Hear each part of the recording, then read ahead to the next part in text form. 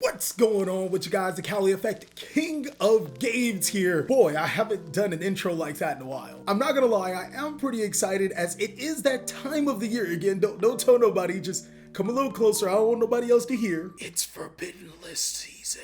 That's right, that time of the year where every content creator wants to put up a Forbidden List and They try. Not to disrespect my colleagues, a lot of them put up some really good lists. My problem though with Forbidden Lists is that they're either wish lists, which is completely biased.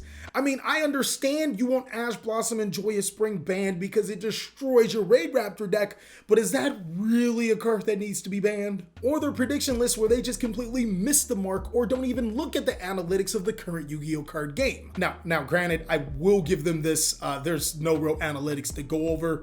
At least that Konami would acknowledge, so I mean, that's kind of fair. The difference between those type of videos and this type of video is that this is not a prediction list and this is not a wish list. This is me looking objectively at the format and fixing the format's problems. In this particular video, I don't think I'm alone when I say this. I want as many decks as competitive as possible. That means not only the current meta staying competitive, but more budget decks and more nostalgia decks that can compete with the top contending decks. I mean, seriously, who wouldn't want a format where almost every deck in Yu-Gi-Oh can compete? It may be a little stressful for your side deck, but I mean, at least it's not stressful for our wallets anymore. With that said, I do have one more announcement to make. We are going to start selling these magnificent TheCaliEffect shirts. For a very limited time, essentially 30 days, we will be selling the navy white TheCaliEffect colorway, the one that you see right now. I know a lot of my Too Strong family want to be able to rock the TheCaliEffect merch. Now is your opportunity to finally do so. You might want to hurry up though, as we do have limited stock, and this particular colorway will only run for 1 month. So unless we bring them back again, there may not be another time to get this. And for the people that are wondering exactly where to purchase this shirt, well, I mean, there's my email address, there's Discord, and then there's also eBay. I'll leave those links down below in the description. Now, with that being said, we can focus back onto this video, the perfect Forbidden List that some people may love, complainers will hate, but more importantly, it's not the Forbidden List we need, it's the Forbidden List we deserve.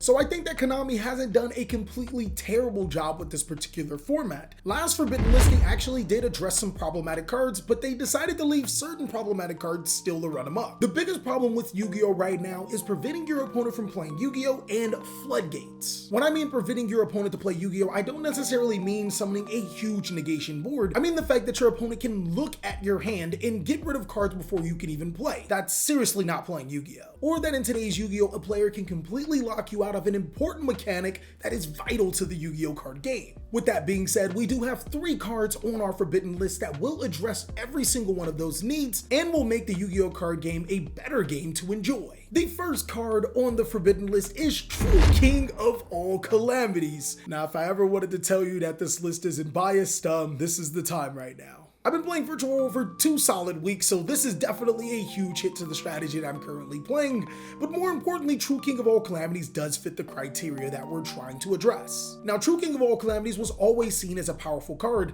but the only deck to be able to consistently play it was Dino, and they weren't necessarily able to consistently play it. It required you to run Dragonic Diagram as well as the True King Lethos Agam, and on top of that have the correct combination of cards. It necessarily wasn't impossible, it just wasn't really easy. The Virtual World strategy does change this. This deck naturally makes True King of All Calamities in just about 1 to 2 cards. On top of that, the soft counters to True King of All Calamities, such as Forbidden Droplets and Forbidden Chalice, can be mitigated by using your Virtual World QT to destroy your own calamities, which will allow you to still get off your monster effects. So yeah, the people that thought that, oh, this card has counters, I mean, technically it doesn't. Dragon Buster the Destruction Sword is a fairly innocent card. Now this card just seems amazingly balanced. It can only equip itself to a Buster Blader, not even a Buster Blader monster. It has to be specifically that 2 tribute 2600 attack monster that not even Buster Blader players play. And the only thing you can get out of this is preventing your opponent from special summoning from the extra deck, whereas if you are playing the Buster Blader strategy correct,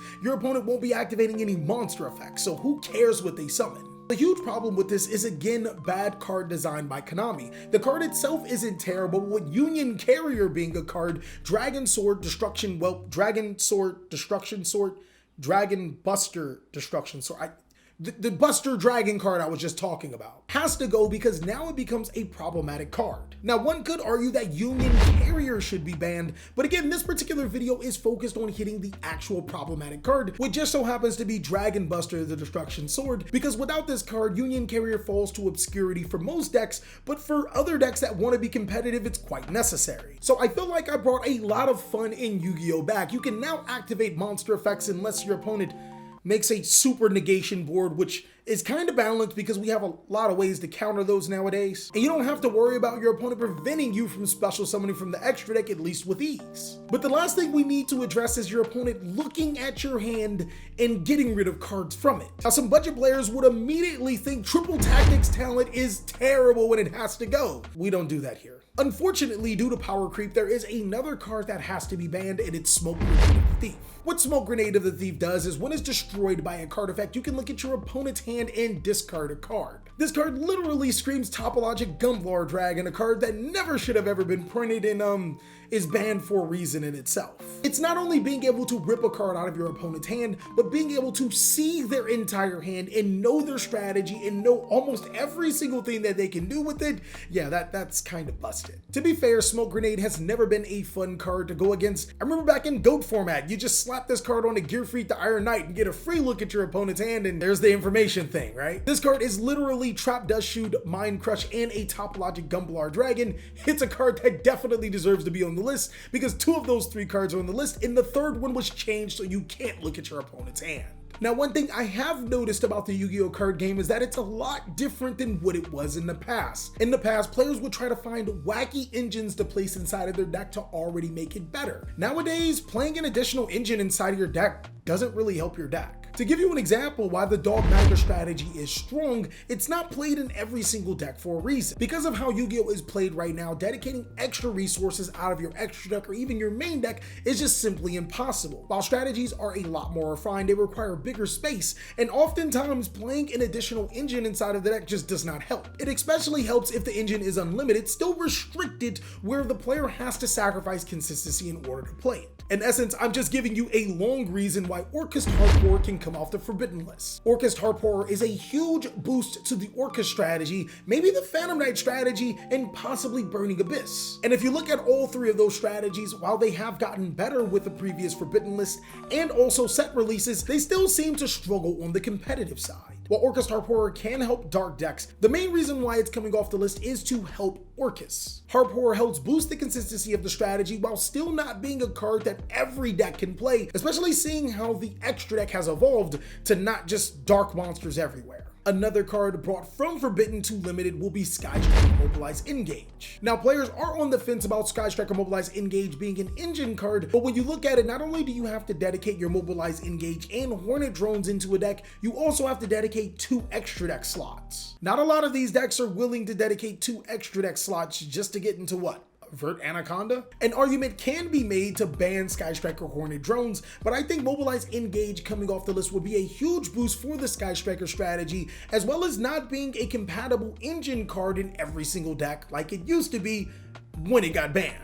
Moving on to semi-limited, Beatrice, Lady of the Eternal, is definitely going to make the semi-limit. I'm not even gonna lie to you, this card could come to unlimited, but I wanted to put something at semi-limit. Beatrice was limited because Burning Abyss was a very, very powerful strategy. And admittedly, Burning Abyss is still a really good strategy, but I wouldn't say Burning Abyss is going to dominate a meta. Beatrice, Lady of the Eternal allows the strategy to be able to compete. Now you have your very own boss monster to rely on a consistent basis. You could probably even start to see more Burning Abyss decks in less Burning Abyss Phantom Knight decks. Now, Skill Drain almost feels like it doesn't fit the narrative of this list. We want to allow the Yu-Gi-Oh! Card game for players to allow to activate as many effects as possible. But Skill Drain, I feel, is an exception. It's actually an honesty check. Having Skill Drain off of the forbidden list or semi-limited is actually addition by subtraction. Not only does it address combo decks, it also keeps a healthy mind state to main or sideboard back row, which we probably should do more to see a decrease in popularity of cards like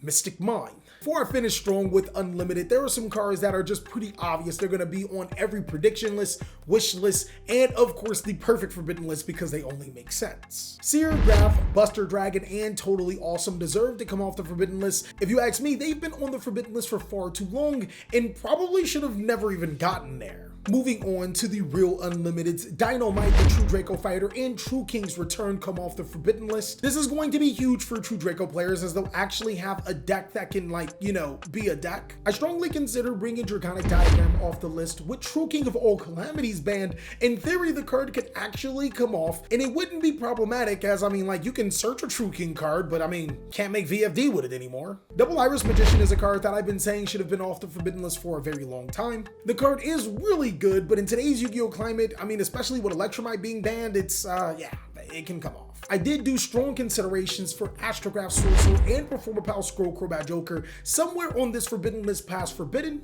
but as you guys already know, I'm not a big fan of Pendulum, so this is all you're getting from me. Wait, so you didn't know I didn't like Pendulums? Pendulum players. And the last card is Emergency Teleport, a card that is really good in Yu-Gi-Oh, but a card that doesn't necessarily do much for the Yu-Gi-Oh card game. By that, I do mean that Emergency Teleport does help the Psychic decks as of current, but it doesn't break any concept in Yu-Gi-Oh. If anything, it just makes me want to play Teledad all over again because we have 3 Dark Arm Dragons and 3 Emergency Teleports under this list. Man, it'd be fun. I don't think it'd be good, but it'd be fun. But that is all that I have for the perfect forbidden list. Not gonna lie, there are some cards that I was really tempted about bringing off the forbidden list, cards that really stuck out like Solomon Great, Mirage Stallion and Gazelle, Spiral Quick Fix and Spiral Drones, and even Servant of Endymion. These cards would help make strategies a lot more competitive and are some of the only strategies on the forbidden list. It's weird that there's like a lot more generic cards on the forbidden list than strategy cards. I like the way that this is trending. As always, I want you to post down below in the comment section some cards that I may have missed, and be sure to check out these other 2 videos. You know they're strong, I know they're strong. Why haven't you clicked out on them? Keep in mind, we do only have 30 days for these amazing certs, but I'm not gonna hold you. I'll just catch you on the next video.